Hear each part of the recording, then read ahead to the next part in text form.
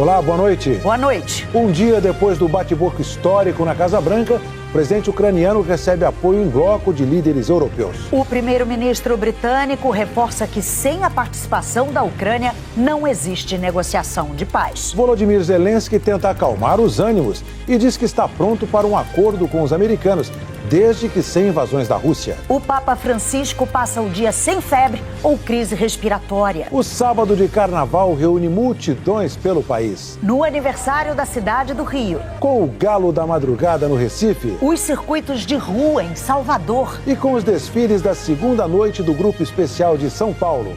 O Jornal Nacional está começando. Um dia depois do bate-boca com Donald Trump, o presidente ucraniano disse que está pronto para assinar um acordo com os Estados Unidos. Mas Volodymyr Zelensky insiste em garantias de segurança contra novas invasões da Rússia. Uma preocupação que não é só dele. Volodymyr Zelensky deixou Washington e desembarcou em Londres.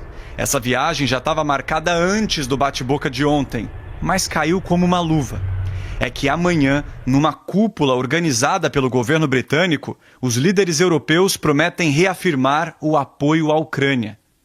Antes de qualquer compromisso hoje, Zelensky usou as redes sociais para tentar acalmar os ânimos. Ele escreveu: "Somos muito gratos aos Estados Unidos por todo o apoio. Sou grato ao presidente Trump e ao povo americano. A ajuda dos Estados Unidos tem sido vital para nos ajudar a sobreviver e quero reconhecer isso. É crucial termos o apoio do presidente Donald Trump. Eu quero que os Estados Unidos fiquem mais firmes ao nosso lado." Ontem, Trump e Zelensky discutiram diante das câmeras na Casa Branca. Trump zombou do ucraniano e o acusou de não querer um cessar-fogo e de não ser grato pelo apoio durante a guerra. Quando Zelensky disse que até os Estados Unidos sentiriam os efeitos do conflito, Trump afirmou que Zelensky não estava em condições de ditar o que eles iam sentir. O encontro terminou sem a assinatura de um acordo de exploração de minérios da Ucrânia em troca da ajuda americana. Hoje, Zelensky afirmou que está pronto para assinar o acordo, mas que os Estados Unidos precisam dar garantias de segurança para que Putin não volte a atacar e invadir a Ucrânia.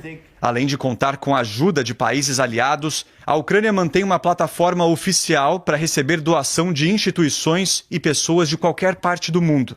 Esse canal direto chama-se United 24. O dinheiro vai para projetos de defesa, iniciativas humanitárias, de saúde, educação e reconstrução. Hoje, os líderes europeus voltaram a manifestar apoio ao presidente ucraniano. O presidente da França rebateu a afirmação de Donald Trump de que Zelensky estaria assumindo o risco de uma terceira guerra mundial. Emmanuel Macron afirmou: "Se tem alguém fazendo isso, é Vladimir Putin." O líder francês disse esperar que os americanos ajam de acordo com a própria história e lembrou que em outros grandes conflitos, os Estados Unidos sempre estiveram do lado da liberdade. A ministra do Exterior da Alemanha classificou como indizíveis as imagens da Casa Branca. Annalena Baerbock disse que o horror é maior hoje do que ontem. E afirmou: "A noite de ontem demonstrou o início de uma nova era nefasta, um tempo hediondo, em que devemos defender a ordem internacional baseada em regras. Do contrário, nenhum país livre pode dormir em paz se tiver um vizinho mais forte." Em Londres, Volodymyr Zelensky se reuniu com o primeiro-ministro do Reino Unido na sede do governo britânico. Keir Starmer expressou apoio total à Ucrânia e ao Zelensky pelo tempo que for necessário. O primeiro-ministro britânico também reafirmou que não existe negociação de paz sem a participação direta do governo ucraniano. O rei Charles também convidou Zelensky para uma audiência amanhã. O Reino Unido anunciou neste sábado um pacote de 2 bilhões e 800 milhões de dólares em ajuda para a Ucrânia. O secretário-geral da OTAN, a aliança militar do Ocidente, conversou hoje com o presidente ucraniano. Mark Rutte pediu a Zelensky que encontre um jeito de restaurar a relação com o presidente americano. O presidente da Rússia, Vladimir Putin, até agora não comentou a discussão. Mas uma porta-voz do governo russo declarou que a visita do ucraniano a Washington foi um fracasso diplomático. Palavras do inimigo europeu de quem Trump agora se aproxima. A nova crise instaurada pela discussão de ontem na Casa Branca preocupa não só a Europa, ela traz consequências para todo o planeta. O presidente e o vice-presidente americanos mostraram em alto e bom som que a diplomacia da maior potência econômica e militar agora segue a lei do mais forte.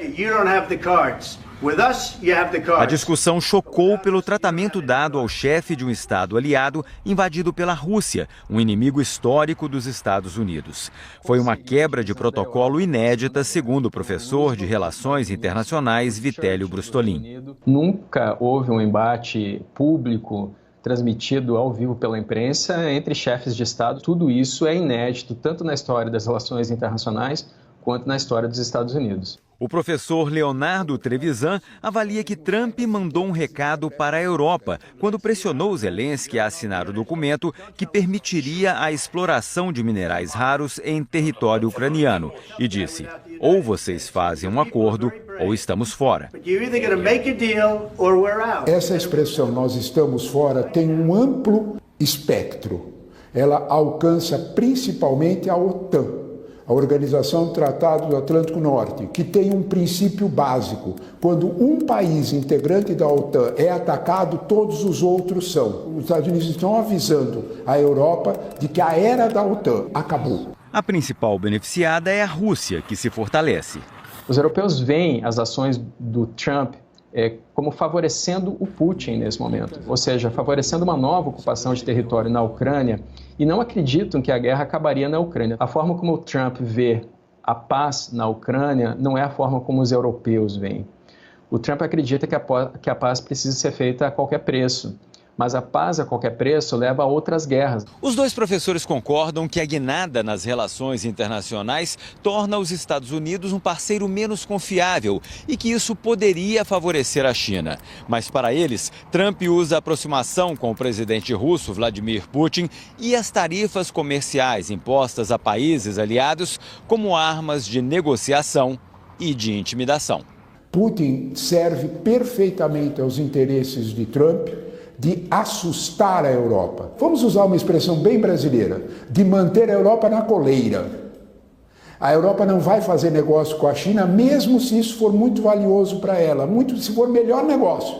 A conclusão dos analistas é que a mudança na diplomacia americana focada nos próprios interesses enfraquece os organismos internacionais e ameaça a segurança global. Não é uma nova forma de diplomacia, é uma diplomacia do século XIX, é a diplomacia dos mais fortes, é a diplomacia pré-organizações internacionais para prevenção das guerras. Toda essa instabilidade pode gerar, sim, uma corrida armamentista e o aumento da insegurança global. O presidente Lula também se manifestou sobre o bate-boca na Casa Branca. O presidente Lula foi ao Uruguai para a posse do presidente Yamandu Orsi. Antes da cerimônia, Lula conversou com o presidente alemão Frank-Walter Steinmeier sobre o episódio. Steinmeier tinha dito que nunca imaginou que um dia o país dele teria que proteger a Ucrânia dos Estados Unidos. Para Lula, Zelensky foi humilhado por Donald Trump. Desde que a diplomacia foi criada, não se via uma cena tão grotesca, tão desrespeitosa como aquela que aconteceu no salão oval da Casa Branca. E não é possível a gente falar em democracia se não há respeito ao outro ser humano. Acho que o Zelensky foi humilhado, acho que na cabeça do Trump o Zelensky merecia isso.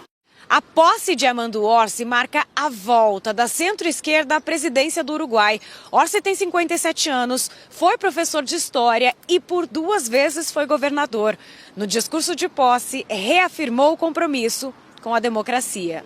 Yamandu Orsi foi eleito pela Frente Ampla, com apoio do ex-presidente José Pepe Mujica, e vai comandar o Uruguai até o começo de 2030.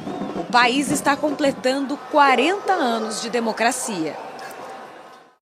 O grupo terrorista Hamas rejeitou a proposta de Israel para estender a primeira fase do cessar-fogo, que terminou hoje. O Hamas defende o início da segunda etapa do plano, que inclui a retirada das tropas israelenses da faixa de Gaza. Agora há pouco, Israel declarou que concordou com uma pausa durante o Ramadã e a Páscoa judaica proposta pelos Estados Unidos, que prevê a libertação dos reféns em poder do Hamas. O grupo terrorista ainda não se pronunciou. O Vaticano informou que a condição do Papa Francisco é estável e que ele não teve outra crise respiratória. Depois do agravamento de ontem, hoje as notícias são mais confortantes. O estado clínico permaneceu estável. O Papa Francisco alternou ventilação mecânica não invasiva com longos períodos de oxigênio de alto fluxo, sempre mantendo uma boa resposta de troca gasosa. Ele não tem febre, não apresenta leucocitose, aumento de glóbulos brancos, portanto não há infecção. Os parâmetros hemodinâmicos que avaliam a circulação sanguínea permaneceram sempre estáveis. Francisco continuou se alimentando e fazendo fisioterapia respiratória regularmente, colaborando ativamente. Não apresentou episódios de broncoespasmo, está sempre alerta e orientado. À tarde, recebeu a Eucaristia e rezou. O prognóstico permanece reservado. Hoje o Papa tomou o café da manhã e leu os jornais. A sua participação na oração do Ângelus amanhã será de novo somente escrita. E a sua permanência no Hospital Gemelli provavelmente será maior do que a prevista antes da crise respiratória de ontem. Amanhã, Ainda Estou Aqui, o primeiro filme original Globoplay, concorre em 3 categorias do Oscar. Uma delas é a de melhor atriz. Depois de ser ovacionado no Festival de Cinema de Veneza, Ainda Estou Aqui começou a campanha para os prêmios americanos. E Fernanda Torres desembarcou em Hollywood totalmente reconhecida pelos brasileiros. Praticamente uma desconhecida para os americanos. Mas a concorrente à melhor atriz do ano no Oscar surfou a temporada com carisma, profissionalismo e charme no topo da onda. Quando venceu o Globo de Ouro de melhor atriz, fez um dos discursos mais emocionantes da cerimônia. I was glad already. 2 semanas depois veio a indicação dela ao Oscar, exatamente como Fernanda Montenegro, 26 anos atrás. E a partir daí, ela virou Fernanda Torres. Fernanda Torres. Fernanda Torres, everybody. Deu entrevista a vários programas, apareceu em capas de revistas, brincou com Ariana Grande, imitando o gesto da personagem dela em Wicked. Mas há outros nomes de peso. Demi Moore concorre ao primeiro Oscar aos 62 anos pela atuação em A Substância. I'm fine. A espanhola Carla Sofia Gascon interpreta a personagem título de Emília Pérez. É a primeira atriz trans indicada ao Oscar. Cynthia Erivo é a personagem principal de Wicked. Já ganhou os prêmios Emmy, Grammy e um Tony. E teve outras 2 indicações ao Oscar e 4 ao Globo de Ouro. Some of us are just different. Mickey Madison vive a Nora. Aos 25 anos, é a mais jovem da disputa. A atuação já rendeu a ela um BAFTA, principal prêmio de cinema britânico.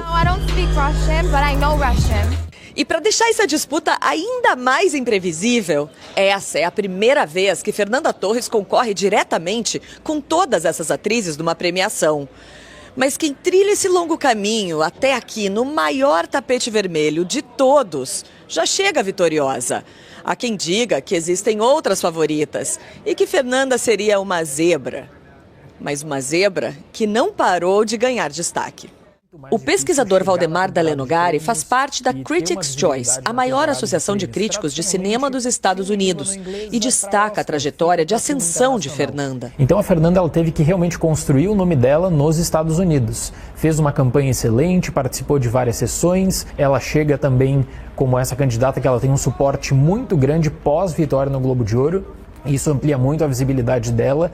A nossa estrela é mais modesta. Tenho plena certeza, eu acho que o Oscar desse ano vai para Demi Moore, que é uma mulher que merece, uma mulher incrível. Encontrei com ela aqui e e porque eu acho que o filme que ela lida é uma coisa também muito cara para todos os atores aqui. O Substância fala dessa questão de você ter que se manter jovem, de você... essa loucura, né, do não poder envelhecer e que passa também pela história dela. Tem algo que dá para cravar. A diretora de cinema, Sarah Spillane, explica que uma indicação ao Oscar conta muito na escolha de um elenco. É como pular para o topo da lista.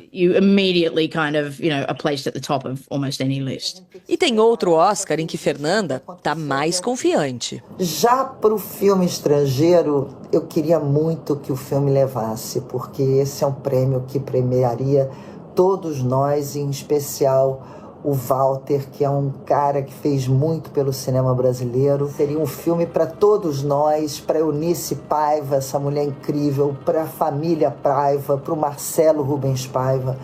Então, esse aí eu tô querendo. Eu vou estar torcendo muito. E nós também, Fernanda. Nós também. Nós vamos sorrir. Sorriam. Amanhã, a Globo vai transmitir a cerimônia do Oscar para todo o Brasil, menos o Rio de Janeiro, que vai acompanhar o desfile das escolas de samba. A transmissão da Globo do Oscar também vai estar disponível no G1 e no G-Show. E a cobertura completa no Fantástico. Nossos repórteres direto do tapete vermelho vão mostrar a chegada das estrelas e trazer todas as informações da cerimônia que pode premiar o filme Ainda Estou Aqui. Qual será o look que a Fernanda Torres preparou para essa noite histórica? A gente conversou com o brasileiro responsável pelos figurinos da atriz. Eu acho que tem um desejo de dar uma leve enlouquecidinha, não acho? Neguinho da Beija-Flor fala sobre a decisão de se despedir da Avenida. O difícil é o seguinte, é você não se emocionar. E foi aconselhado a consultar um psicólogo. E neste presídio, o samba era liberado. A vida de festas, drogas e muitas regalias atrás das grades de um dos maiores presídios de Pernambuco. É fantástico. Amanhã, logo depois do BBB, nosso Domingo Juntos. A seguir, a previsão do tempo. O carnaval pelo Brasil. E os gols de sábado. O sábado foi de gols nas semifinais dos campeonatos estaduais pelo Brasil. Primeiro jogo da semifinal do Carioca. Bruno Henrique acertou um bonito chute e o Flamengo venceu o Vasco por 1-0. Primeiro jogo também na semifinal do Campeonato Baiano. Acevedo colocou o Bahia na frente do Jacuipense. Alisson Daniel empatou e no chute do Vinícius Amaral saiu a virada. Bahia 1, Jacuipense 2. Na outra semifinal do Baiano, o Vitória ganhou do Atlético de Alagoinhas com gols de Lucas Alter, Lucas Braga, Jamerson de falta e Gustavo Mosquito no rebote do pênalti. 4-0. No Gauchão, o Grêmio é o primeiro finalista. Adriano Martins e Mandaca marcaram para o Juventude. Mas nos acréscimos, Gustavo Martins diminuiu de bicicleta e levou a decisão para os pênaltis. E aí deu Grêmio, 3-2. Vamos ver a previsão do tempo para amanhã. Eliana, boa noite. Boa noite, Ana Luísa, Heraldo, e para você. Amanhã tem risco de temporal no extremo oeste do país, na fronteira com o Uruguai, no litoral de Sergipe e Alagoas e do Ceará a Mato Grosso e até o Amapá. As capitais com mais chuva devem ser São Luís e Belém, seguidas de Macapá, Fortaleza, Teresina, Maceió e Aracaju. Previsão de sol o dia todo, no extremo norte do Brasil, do oeste de Mato Grosso do Sul ao norte do Rio Grande do sul de Goiás ao oeste da Bahia e no Rio de Janeiro. Rio, Florianópolis, Boa Vista e Goiânia ficam ensolaradas, com máximas de 32 a 37 graus. 37 também em Porto Alegre, em Palmas e São Paulo, 34. Todas com possibilidade de pancadas de chuva isoladas. Mas nesta noite e na madrugada, expectativa de tempo firme e abafado no desfile das escolas de samba de São Paulo. A mesma coisa no Rio, com 27 e 28 graus na Sapucaí, amanhã e segunda-feira. Já em Salvador e no Recife, tardes quentes e dias com chuva forte. Ana Luísa e Heraldo. Obrigada, Eliana. Boa noite. Agora o Carnaval. O Cordão da Bola Preta festejou o aniversário de 460 anos do Rio com 500 mil foliões no centro da cidade. A rainha do bloco foi a atriz Paola Oliveira. O Então Brilha levou uma multidão para as ruas de Belo Horizonte. Com mais de 200 ritmistas, o bloco recebeu a cantora pernambucana Duda Beat e falou sobre a proteção das montanhas de Minas. Foliões também tomaram as ruas de Salvador. Campo Grande, Durval Leles abriu o desfile, relembrando sucessos da banda Asa de Águia. Depois, Baiana System levantou a multidão. Na Barra, passaram pelo circuito nomes como Ivete Sangalo, Bel Marques e Léo Santana. No Recife, milhares de pessoas acompanharam o Galo da Madrugada. Rei e a rainha do carnaval vieram reverenciar o galo mais amado pelos pernambucanos. E os súditos foram chegando. Já estou com 75, mas não deixo de pular. O galo nasceu 47 anos atrás com o desafio de reviver o carnaval de rua do Recife. A missão foi concluída com sucesso. A cada ano, aumenta a multidão de apaixonados pelo gigante do carnaval. E o galo aproveita toda esta fama e popularidade para pregar propósitos que vão muito além do carnaval. Dá só uma olhada nesse bloco aí. O Como Tu, Tamo Aqui é um lugar de inclusão para pessoas com deficiência e tem intérprete da língua brasileira de sinais. O galo desfilou por mais de 10 horas. Teve chuva, teve aperto, mas a multidão seguiu atrás de 30 trios elétricos. No sábado de carnaval, o galo cantou alto mais uma vez. A seguir, o Carnaval de São Paulo. Ontem, os desfiles das escolas de samba começaram ontem em São Paulo com a apresentação de 7 escolas do Grupo Especial. Olhe do alto. As escolas na pista do sambódromo não lembram os campos do Brasil? As alas floridas, pomares de cor enfileirados e os carros alegóricos passam colhendo as palmas. Essa é a terra dos pés de samba.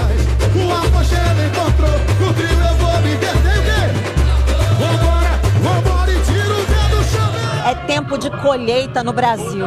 Dizem que a gente só colhe o que planta. Será que é uma lei? E vale para essa noite? 7 comunidades se preparam para conhecer o resultado de tudo que semearam e cultivaram nos últimos meses. Inspiração de carnavalesco dá enredo. Do ensaio, da bateria, dos passistas, brota o ritmo, a coreografia. Com o suor das costureiras, crescem os figurinos. Porque nessa terra, o vento sempre bate a favor do carnaval.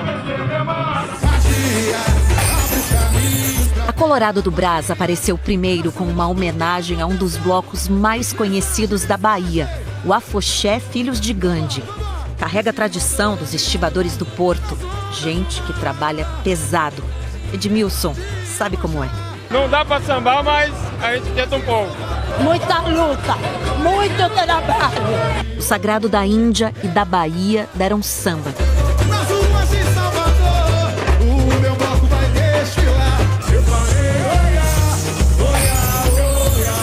Com a força dos raios, ventos e tempestades de Ançã, desabrochou a barroca Zona Sul. Foi uma ideia que veio do presidente Everton Cebolinha, a comunidade comprou a ideia e a gente está feliz com o resultado.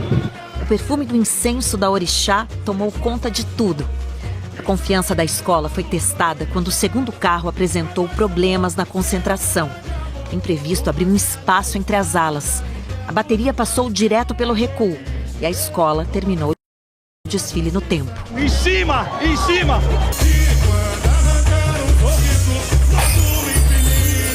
A Dragões da Real pintou os ciclos da vida com aquarela, como se fosse criança. E é uma grande realização, porque é meu primeiro ano como musa da bateria da minha escola. Mostrou quanta alegria pode germinar da tristeza. Com a dor de perder um neto aos 8 anos, o carnavalesco Jorge de Freitas escreveu um enredo. O menino sonhava em ser astronauta. Ainda é tempo de recomeçar. Axé, abre os caminhos do balanço desse mar. Nosso Bahia voltou vestida com o verde da mancha e a escola cantou e dançou com sotaque o encontro da fé e do profano, como se santos de orixás celebrassem juntos a vida em festa. A minha fantasia é muito icônica porque ela representa o canto da cidade. É uma homenagem a Daniela Mercury. Uma viagem pelos pontos turísticos de Salvador até as profundezas do mar.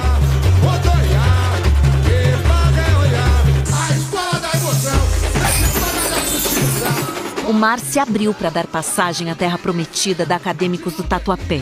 Na balança, o peso da justiça e a desigualdade social. O Tatuapé ele veio trazer pra gente que nós somos um só. Todos nós somos iguais e todos nós somos irmãos. A bateria se vestiu de toga, como juízes em um tribunal. E Mandela e Luther King, abraçados, eram um símbolo de luta e resistência.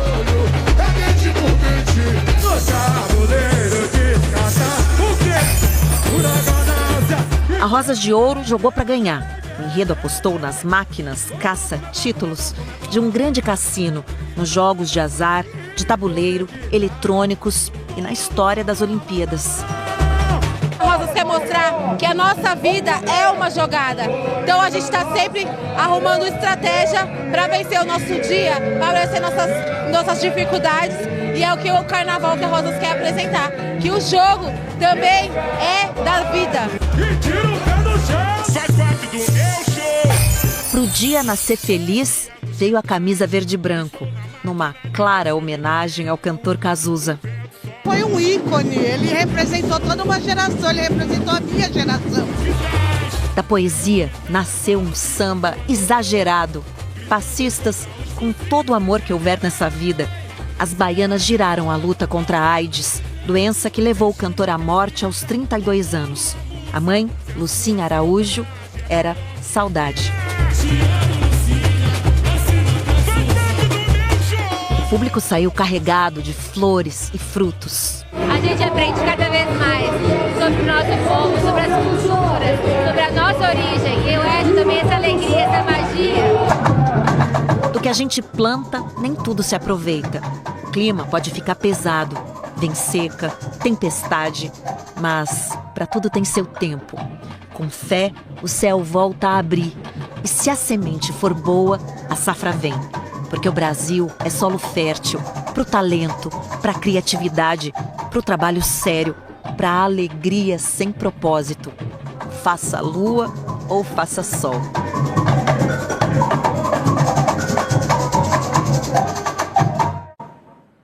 Mais 7 escolas se apresentam hoje no AMB, em São Paulo.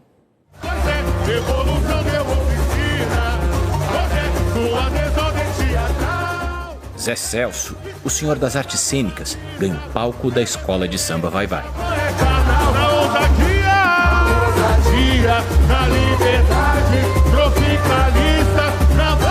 Um homem muito à frente do seu tempo, que fez da sua obra, fez do seu teatro, uma cápsula do tempo para explicar que a liberdade não tem preço.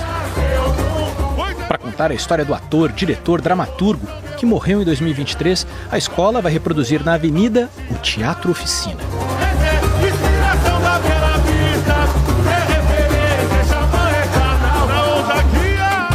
E é isso, sem mais spoilers, porque a Vai Vai quer surpreender na Avenida e ela não é a única guardando segredos. Como o símbolo da Gaviões da Fiel, que aqui, para não estragar a surpresa, mostramos ainda sem seu formato, digamos, africano, e sem o movimento inédito que vai fazer. Pro futuro que se preza, hoje a profecia é cumprida, e a Johnny que eu disser, tudo que a gente vai contar é como se a gente estivesse na África. O Gavião tem que estar todo ano, a gente sabe que a gente está numa escola de torcida, ele vai estar lá, mas ele vai estar de uma forma muito africana.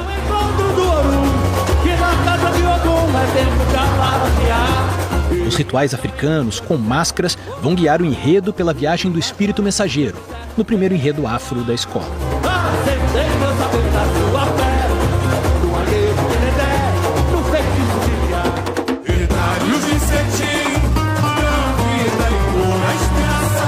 Retalhos de Cetim é um samba de coração partido de Benito de Paula. Agora que chegou, a vez vou cantar, mulher brasileira. Na homenagem da Águia de Ouro ao cantor, os retalhos foram costurados à mão no primeiro carro. E o enredo vai pela avenida, seguindo o pedido que o próprio cantor fez. Nós fomos até a casa de Benedito de Paula e ele adorou, porque uma frase que foi muito latente na minha cabeça, que ele falou: você não fala sobre a minha história, fala sobre a minha música.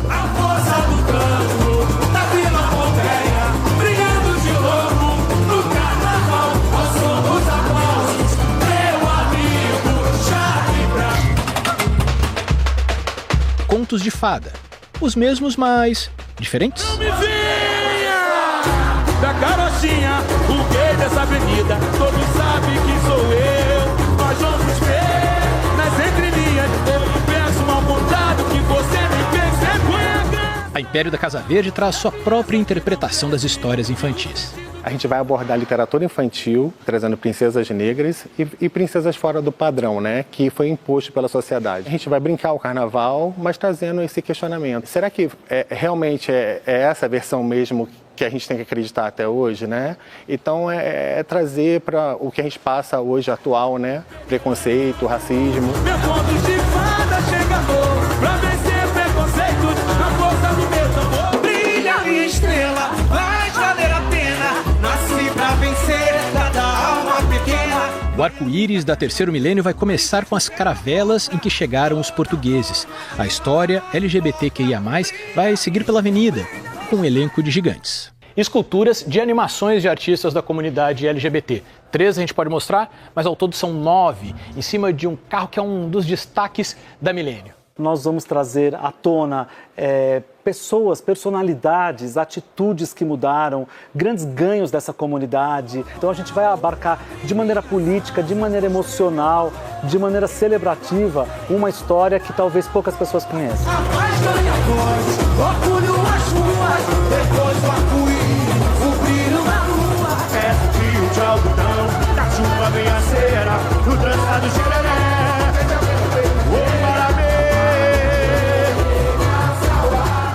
A história do Brasil em um tesouro indígena.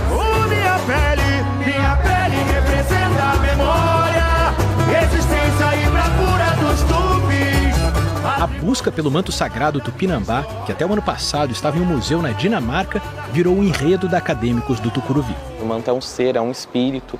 Foi considerado como um souvenir levado e era moeda de troca, era um souvenir, era um presente que os próprios grandes navegadores, o próprio Nassau, levava para presentear as cortes europeias.